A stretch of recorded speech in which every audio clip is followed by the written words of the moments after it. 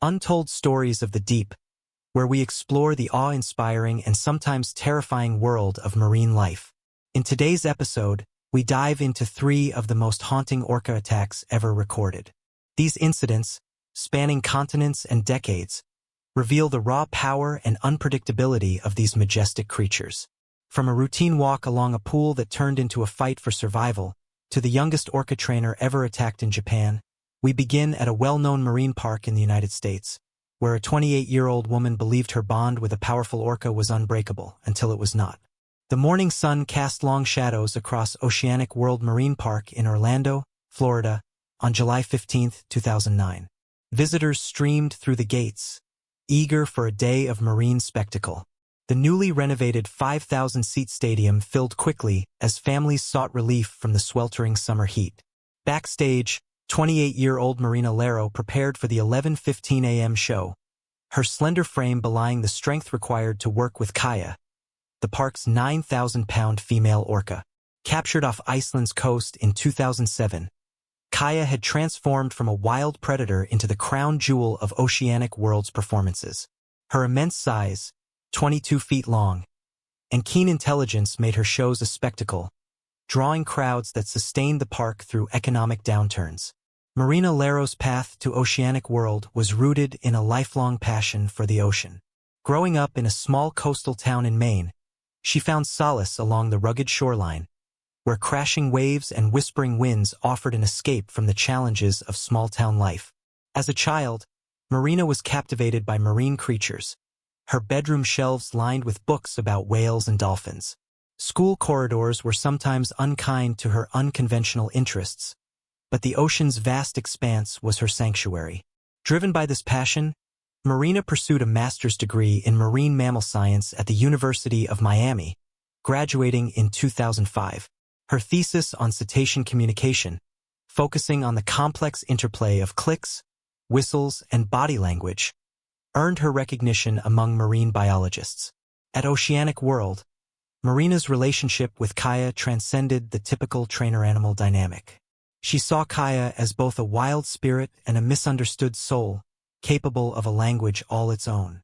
Marina spent countless hours in silent communion, using gentle words and a steady presence to connect with the orca. Her colleagues admired her ability to interpret Kaya's subtle cues, from the flick of a fin to the pitch of a whistle. Yet, beneath her professional composure, Marina grappled with an inner conflict, balancing the spectacle-driven demands of the marine park industry with her commitment to Kaya's well-being. By early 2009, troubling patterns emerged in Kaya's behavior. Dr. Rebecca Simpson, the park's lead veterinarian, documented stereotypic movements, repetitive swimming patterns often linked to stress in captive orcas. Kaya began refusing meals, displaying aggressive posturing toward junior trainers, and emitting unusual vocalizations during nighttime hours. In March 2009, Kaya pinned a trainer against the pool wall during a routine exercise. No injuries occurred, but Marina flagged the incident as a critical warning sign in her logs. By summer, Kaya's behavior grew more erratic. She ignored recall signals, swam in unpredictable patterns during performances, and produced vocalizations that puzzled even veteran trainers. Marina's log entry from July 14, 2009, detailed Kaya's deteriorating state: erratic eye tracking, refusal of basic commands, and aggressive displays toward staff. This morning, Kaya charged the underwater viewing window, unprecedented behavior. Despite Marina's repeated warnings in staff meetings, park management, under pressure to maintain attendance during the peak tourist season, insisted the shows continue. A malfunction in the park's filtration system on the night of July 14 further disrupted Kaya's environment, adding to the volatile situation. On the morning of July 15, 2009, the air in the stadium carried an unusual tension. Kaya's pre-dawn behavior had been alarming, with high-pitched whistles echoing through the night. At 11:15 a.m., Marina began the main show, introducing Kaya to a crowd of 4,300. The orca's entry into the performance pool was hesitant. She circled the perimeter 3 times before responding to Marina's signals. Experienced staff noted her sluggishness, but orcas sometimes had off days, and with the music blaring and the crowd cheering, no one called off the show. The first half of the performance proceeded with mounting unease. Kaya completed her routines, but each movement seemed forced. During a routine backflip, she snapped her jaws unexpectedly, prompting junior trainer Maria Delgado to radio a warning. The message was misinterpreted as a technical issue amid the show's noise. The critical moment came during the Hurricane Ride, a complex maneuver where Marina rode Kaya's rostrum through rapid spins and a vertical launch. As they began, Kaya's echolocation clicks intensified, audible over the music. Instead of a gentle spin, Kaya twisted violently, throwing Marina 15 feet across the tank. Before Marina could activate her emergency flotation device, Kaya was upon her. The Orca's jaws, capable of generating over 19,000 pounds of force, clamped onto Marina's torso.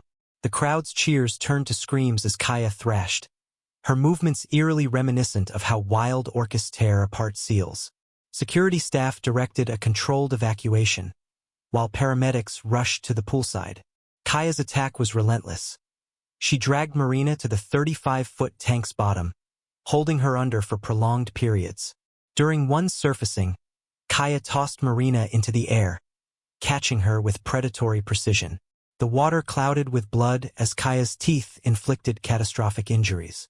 Emergency recall signals, food distractions, and underwater tones designed to disorient orcas failed to stop her.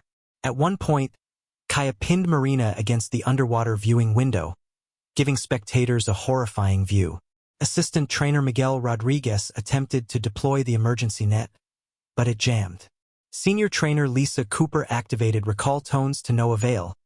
Kaya was in a behavioral lockdown, unresponsive to stimuli.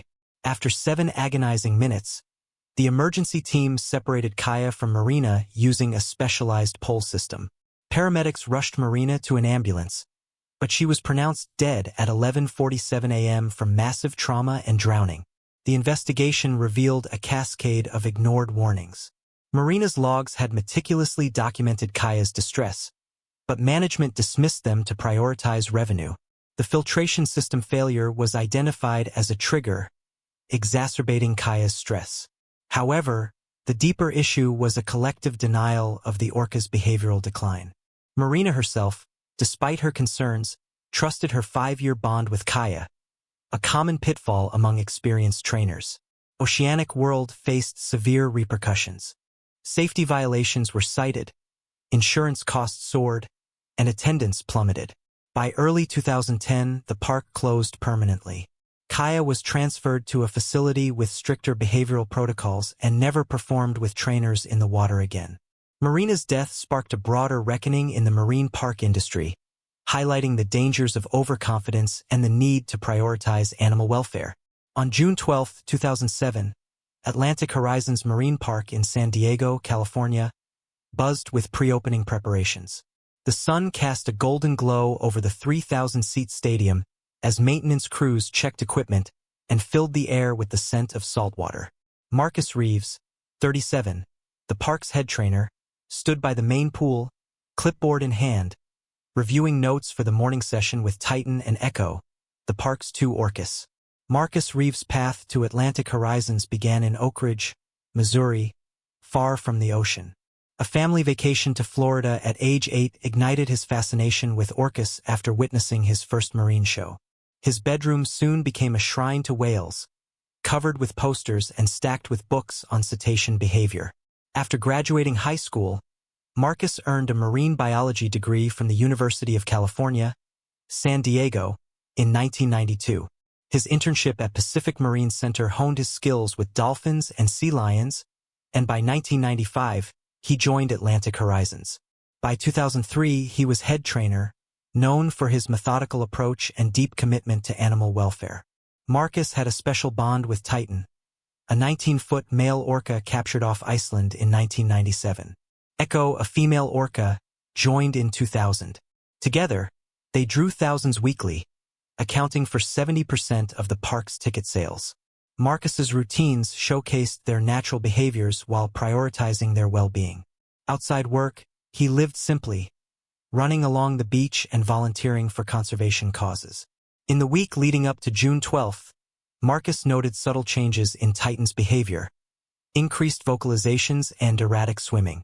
His June 10th log entry read, Titan showing restlessness, refusing commands during evening sessions. Recommend reducing performance load and increasing enrichment. Management, eyeing the summer season's revenue, maintained the schedule, a decision Marcus opposed.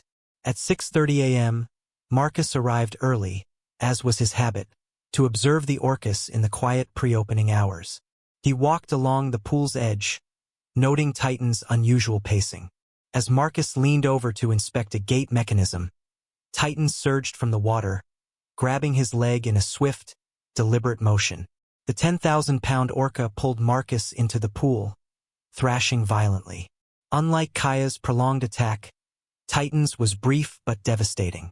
Marcus suffered massive trauma to his lower body and drowned before staff could intervene. The attack lasted less than 2 minutes, but the aftermath was chaotic. Emergency protocols failed as staff struggled to secure Titan. Paramedics arrived too late. Marcus was pronounced dead at 6:52 a.m. The investigation pointed to ignored behavioral warnings and inadequate safety measures. Marcus's logs had flagged Titan's stress, but management prioritized profits. Atlantic Horizons faced lawsuits and a sharp attendance drop. Titan and Echo were retired from performances, and the park shifted focus to educational programs. Marcus's death reinforced the need for stricter oversight and respect for Orca's wild nature.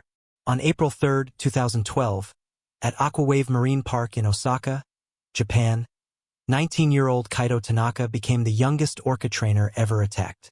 The park, a popular destination, housed 3 Orcas, including Hana, a 15-foot female known for her gentle demeanor. Kaido grew up in Osaka, fascinated by the ocean from a young age. Despite his youth, he earned a spot at Aquawave through a rigorous apprenticeship, training under veteran staff. His enthusiasm and quick learning made him a rising star, assigned to work with Hana in his first year. Hana had shown minor stress behaviors, including reduced appetite and occasional refusal of commands. Kaido, new to the field, relied on senior trainers' assurances that these were normal fluctuations. During a routine training session, Hana suddenly lunged, grabbing Kaido's arm and pulling him underwater. The attack was brief. Hana released him after 30 seconds, but Kaido sustained a fractured arm and severe lacerations. Staff quickly separated them, and Kaido was rushed to the hospital, where he recovered. The incident exposed gaps in Aquawave's training protocols for young staff. Hana's stress behaviors had been downplayed, and Kaido's inexperience left him vulnerable. The park implemented stricter safety measures, and Kaido later became an advocate for captive Orca welfare. These 3 incidents, Marina Lero at Oceanic World, Marcus Reeves at Atlantic Horizons, and Kaido Tanaka at Aquawave, reveal the complex interplay of human ambition, animal welfare, and the unpredictable nature of Orcas. Each tragedy stemmed from ignored warnings and systemic failures, underscoring the need for respect and caution when working with these powerful creatures. Join us next time on Wild Encounters as we explore more untold stories from the deep.